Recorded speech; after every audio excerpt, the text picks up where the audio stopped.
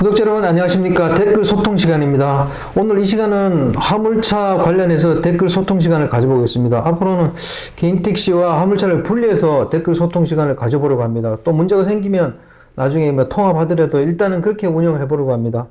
대표님 먼저 본인 소개 좀 해주시죠. 예, 안녕하세요. 전국구 영업용 갈산상사 이원복입니다. 화물차 관련해서 댓글이 많이 달렸습니다, 대표님. 그렇죠. 아무래도 알고 싶은 것도 많고 궁금한 점도 많을 거예요. 네. 예, 예. 저는 개인적으로 이분들이 너무 불만이 많다는 생각이 들어요. 그 정도로 화물차 시장이 지금 불합리하다는 얘기죠, 그죠? 그렇죠. 예, 네. 예. 먼저 이런 댓글을 다른 분이 계세요. 주선사 횡포로 운반비 칼질에 난도질에 한멸 느끼고 화물 때려치우고 택시로 이적했더니 너무 마음 편해요.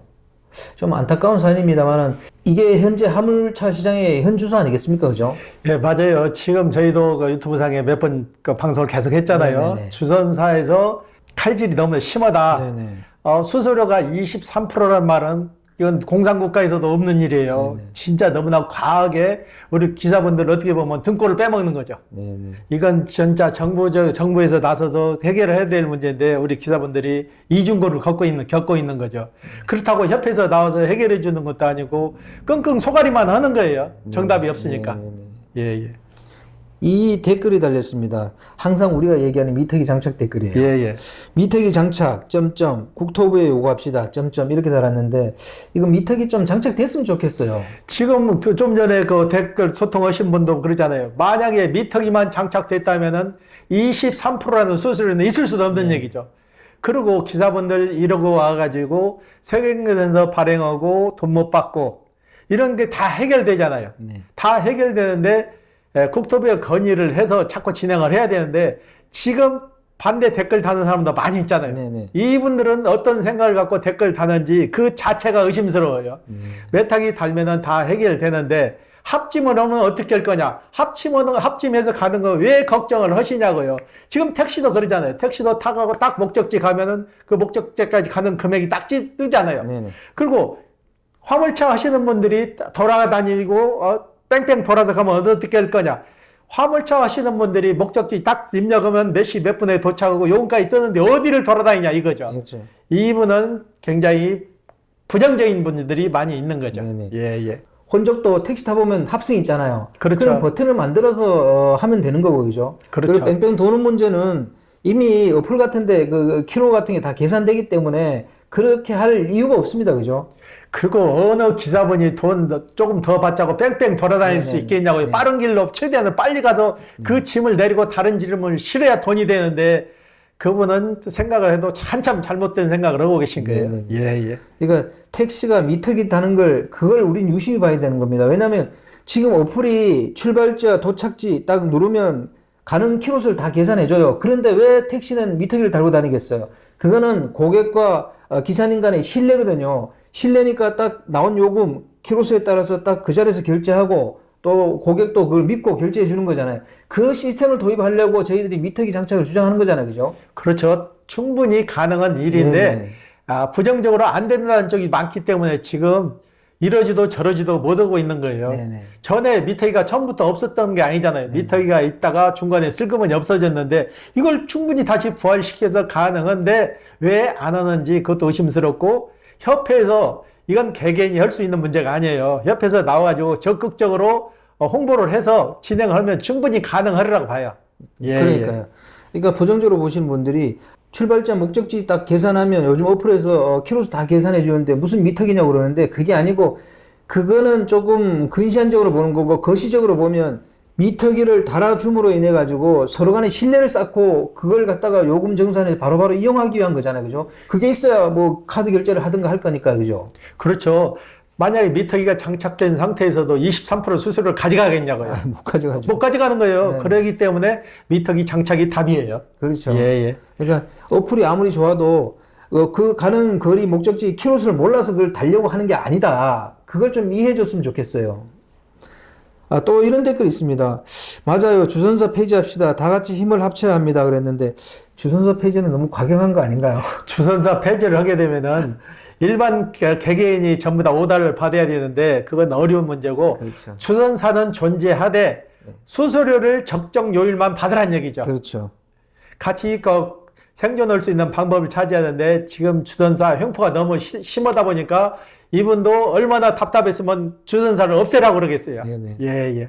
그러니까 확 성질나니까 그런 것 같은데 그렇죠. 예, 예. 저희들은 그렇게 과격하지 않습니다. 또 이런 댓글이 달렸습니다. 화물차 팔려고 했다가 보류했네요. 집수리 창업했는데 아직 일이 많이 없어서 화물도 하며 겸업하고 있습니다. 정말 칼질 수수료 심해서 일하기 힘들어요. 빨리 탈출하고 싶어요. 이렇게 썼어요.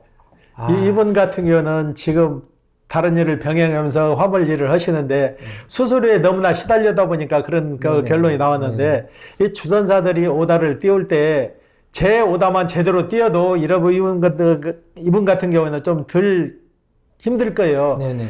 주선사에서 나오는 오다가 10만 원이면 10만 원을 다 띄워야 되는데 거기서 한 5만 원 정도 칼질하고 5만 원에 가는 데에서 또 23%를 띄고 그러니까 이분이 떨어지는 게 없으니까 더 힘들어지는 거죠. 이건 주선사에서 너무나 큰 횡포예요. 네. 예. 또 다른 댓글인데요. 이건 좀 고민스러운 댓글인 것 같아요. 왜냐하면 장기적으로 해결해야 될 부분이 좀 많은 것 같습니다. 이분이 뭐라고 달았냐면 최근 한 달 사이에 아는 지인 두 분이 폐업 신고하셨네요. 온림료가 가장 큰 문제점인 것 같아요. 키로수 비해 너무나도 터무니없는 온림료, 콜발의 일감도 너무 줄어든 상태, 변화하는 그날이 언제 올런지 10년 뒤, 20년 뒤, 고민이 많아집니다. 협회에서는 도대체 뭘 하는지 모르겠습니다. 이런 댓글을 달았습니다. 지금 화물차 시장이 너무 암울한가 봐요. 그죠? 그걸 제가 피부로 느끼는 게 제가 출퇴근을 고속도로를 타고 와서 국도로 빠져나와서 오는데 저희 사무실 오게 되면 인천교라고 다리가 있어요. 그 다리 밑에 콜바리 차들이 보통 6대, 7대가 쭉 서 있어요. 그분들하고 내가 아침에 출근하면서 커피도 한잔 하면서 얘기를 나누고 사무실까지 오는데 그분들 얘기가 그래요. 지금 최악의 상태다. 운반비는 10년 전 운반비보다 더 줄어든다 이거요. 서로 운반비가 적으니까 일거리도 없고 그러니까 서로 과당 경쟁이 되는 거죠. 10,000원짜리 갈 거를 9,000원에도 가고 8,000원에도 가고 없으니까 서로가 이제 어떻게 보면 제살 깎아먹기 하는 거죠. 그만큼 지금 심각한데 그 심각함을 국토부에서 모르고 있는 거죠. 협회에서도 모르고 있고 이걸 나서서 제가 누누이 얘기하지만은 유가 지금 몇 프로 DC도 안 해주고 그것도 잘못되면 제재를 하는데 유가도 50% 이상 해주고 풀로 해주라는 얘기 쓰는 만큼 리터 정하지 말고 쓰는 만큼 풀로 해서 50%건 60% 해줘서 운반비를 못 맞춰주면 기름값으로 해서 채산성이라도 좀 맞춰주라는 얘기죠. 진짜 애로사항이 많아요. 우리 이렇게 하다 보면 조금 지나면 화물차 할 사람이 과연 몇 사람이나 남겠냐고요. 예. 문제입니다. 이게 혹시 기사님들 간의 과당 경쟁이 온림료를 인하시키는 요인이 아닐까요? 기사분들이 과당 경쟁을 할 수밖에 없는 이유가 오다가 없는데 그대로 놀 수는 없는 거 아니에요. 10,000원짜리 나오더라도 서로가 가려고 하다 보니까 서로 과당 경쟁이 되는데 그렇다고 안 가고 다 있으면 하루 종일 일 없어도 공치는 거 아니에요. 그러다 보니까 적정 운반비가 안 나오니까 그것도 문제지만은 일거리가 너무 없다 보니까 그런 추세가 되는 거예요. 예. 왜 이렇게 온림료가 이렇게 오르지 않고 계속 이렇게 묶여 있는 상태가 될까요? 지금 우리나라 운반비는 국토부에서 정해준 게 아니고 주선사에서 정해가지고 키로수 대비해서 얼마 해서 가는 거잖아요. 그 체계가 잘못됐다는 얘기죠. 몇 킬로에서 몇 킬로 가면 기름값은 얼마, 도로비는 얼마, 거기에 맞게서 그 사람 일하는 사람의 노동력까지 계산해서 운반비가 책정이 안 되고 쌍팔년도식으로 그냥 구구주먹식으로 얼마 해서 그냥 가기 때문에 기사분들이 더 힘들어지는 거예요. 그래서 지침서가 있어야 되는 거예요. 몇 킬로에서 몇 킬로 운행했을 때는 얼마를 주라는 거 정부에서 그걸 강력히 나와야 되는데 그것도 없고 그게 구구주먹식으로 가다 보니까 더 그렇게 되는 거죠. 그래서 제가 누누이 얘기지만 그래서 매다기가 필요한 거예요. 예. 화물 운송 요금 현실화 방안으로 국토교통부에서 요금 뭐 공시 같은 걸 좀 해주면 안 되나요? 당연히 해줘야 되는데 그걸 국토부에서 전혀 하질 않고 있잖아요. 얼마 받으라는 그 개념이 없어요. 주선사에서 말 그대로 엿장수 맘대로 가르치는 거, 너 이건 얼마, 자기들이 떼먹을 거 다 떼먹고 가다 보니까 기사들만 계속 더 힘들어지는 거죠. 예. 대표님이 보시기에는 화물차 시장에 운송료 현실화가 안 되는 이유는 뭐라고 생각하세요? 일단은 운송료 현실화가 안 되는 것은 주전사들의 과다한 칼질이죠. 네. 그렇기 때문에 정부에서 나서가지고 이걸 조절을 해야 돼요. 실무자가 진짜 현장에서 이런 실무자 말을 듣고 이걸 수정을 해야지 책상에 앉아서 탁상 공론으로만 해서 가격을 책정할 게 아니고 현장에 나와서 실질적으로 이러는 기사분들 한 분 한 분 만나서 의견을 들어보면 그래도 어느 정도 답이 나올 거 아니에요. 네네. 그런 사례는 전혀 없잖아요.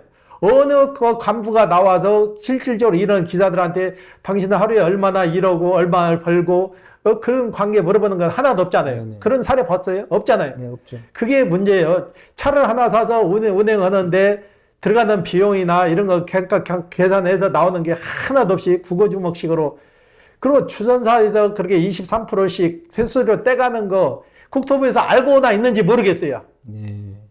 진짜 그런 게 문제인 것 같아요. 예. 혹시 이런 경우도 있지 않을까요?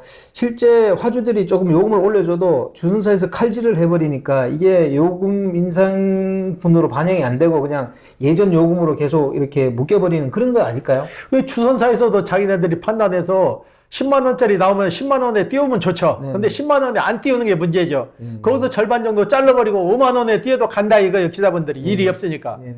그러니까 이걸 자꾸 더 악용을 하는 거죠. 주선사에서. 네.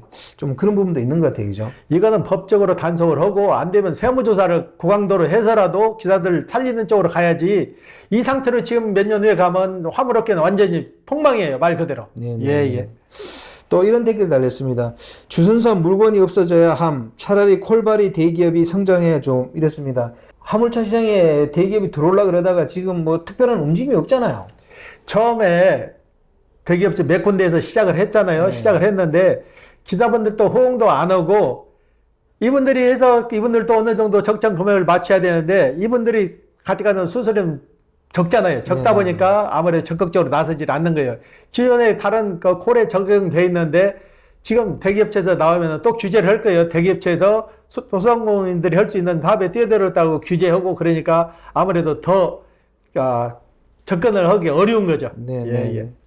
이거는 우리가 주장하는 미터기 다는 거에 대해서 좀 찬성을 하시는 분 같아요. 미터기가 답, 택시만도 못한 화물 운송비. 이렇게 댓글을 달았습니다. 실제 이게 현실이잖아요. 그죠? 그렇죠. 지금 화물업계 현실이에요. 네. 그러니까 하루빨리 미터기를 장착하는 게 정답인데 개개인이 힘을 모을 수 없으니까 협회에서 나와서 정부에다 건의해서 시행을 받아내는 게 정답인 것 같아요. 네. 예. 제가 볼 때 이런 화물 기사들의 어려움을 누군가는 이렇게 하나의 힘으로 이렇게 단합해 줄 수 있는 그런 단체가 좀 필요한 거 아닐까, 그런 생각을 좀 하게 됩니다. 그래서 지자체마다 다 협회가 있는데 협회가 제9시를 못 하니까 기사분들도 그만큼 혜택을 못 받는 거예요. 네. 예. 이건 좀 궁금한 댓글이더라고요, 대표님. 뭐라고 하셨냐면 이분이 화물 힘들다고 해도 할 사람이 많으니 넘버 가격이 안 떨어지지. 이런 댓글을 다셨어요. 이게 사실이에요? 넘버 화물 할 사람이 많아서 그런 게 아니고 기존에 하시던 분들이 이걸 정리해서 가서 창업을 하기에는 자본이 턱도 없이 부족하다는 얘기예요. 그러니까 그래도 현상 유지를 하기 위해서 가지고 있기 때문에 팔고 사는 율이 비슷하게 맞아 떨어지기 때문에, 그리고 화물차는 말 그대로 생계형이에요. 생계형이기 때문에 어느 정도 일정 금액을 물고 있는 거예요. 네. 예. 그러니까 좋아서 이렇게 있는 게 아니고 어쩔 수 없이 하고 있어서 그냥 넘버 시대가 현상 유지를 하고 있다, 이런 얘기잖아요. 그죠? 그렇죠. 예. 좀 안타깝습니다. 그렇죠. 네.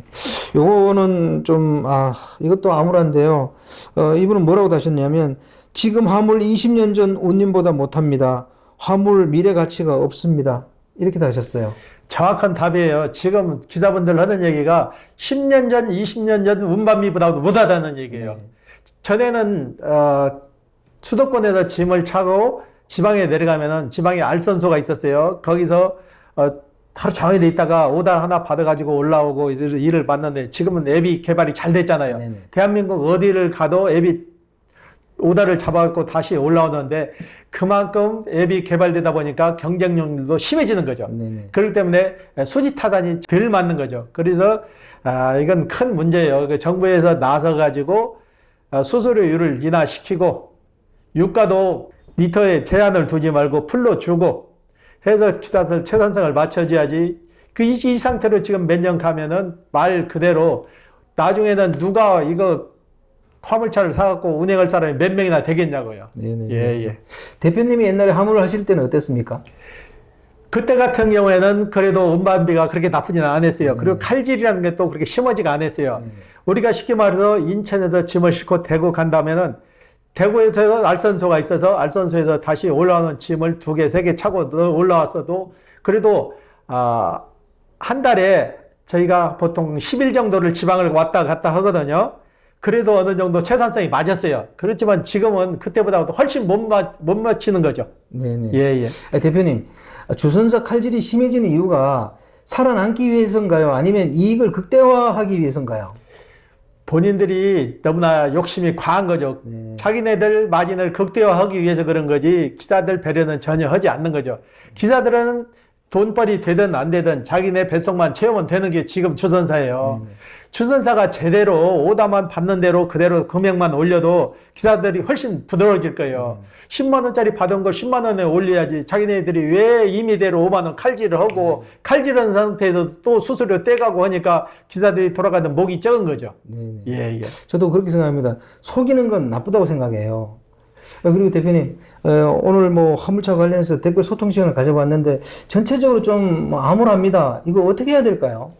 지금 상황에서는 특별히 해결책이 없어요. 본인들이 본인 거래처를 확보해서 이러는 방법 외에는 나아질 기미는 전혀 없어요. 그러니까 성실하신 분들은 본인 명함 파셔가지고 콜바리 하시면서 그 업체에 가서 눈도장 찍고 그 업체 내 단골로 만들어서 이러는 본인 적자 생존 외에는 방법이 없는 것 같아요. 예. 그럼 신규 진입하시는 분들은 어떻게 해야 돼요?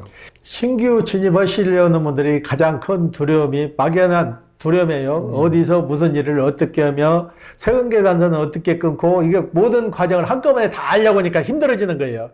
그러니까 차근차근 알아가야 되는데 한꺼번에 너무 많은 걸 알려고 하면 힘들어지니까 저희한테 오셔서 일단 상담을 받으시고 저희가 그 사장님 적성에 맞는 차종을 선택해가지고 적응할 수 있게끔 저희가 도와드릴 거예요. 도와드리고 일자리까지 다 알선해 드리니까 그렇게 두려움 없이 시작하면은 그래도 하시려고 하는 분은 노력한 만큼 결과물은 좀 나올 거예요. 예. 주선사라 그래도 다 그렇게 칼질을 하는 주선사만 있는 건 아니지 않습니까? 그렇죠. 착한 주선사들도 많이 있죠. 기사들하고 상생하려고 그래가지고 자사 기사를 둬가지고 한 달에 월정료만 받고 하는 주선사들도 많아요. 근데 그런 주선사가 몇 곳도 안 되니까 기사분들이 더 힘들어지는 거죠. 예. 혹시 상담하러 오시면 대표님 그런 분들 좀 많이 소개해 주십시오. 예. 네, 오늘 인터뷰 감사드립니다. 예. 네, 구독자 여러분, 화물차 관련 댓글 소통 시간을 가졌는데 전체적으로는 분위기가 어둡습니다. 화물 시장 자체가 그렇다는 얘기겠죠, 그래요? 원래 화물차 관련해서 댓글이 많이 없는데 이 소통 시간 이걸 만든 다음부터 댓글이 많이 달리기 시작합니다. 앞으로도 화물차 시장에서 일하시다가 어려운 부분이나 아니면 묻고 싶은 거 있으면 저희 댓글에 달아주시면 그 즉시 이렇게 대표님하고 제가 답변하도록 하겠습니다. 자, 구독자 여러분 안녕히 계십시오. 호호 앉았습니다.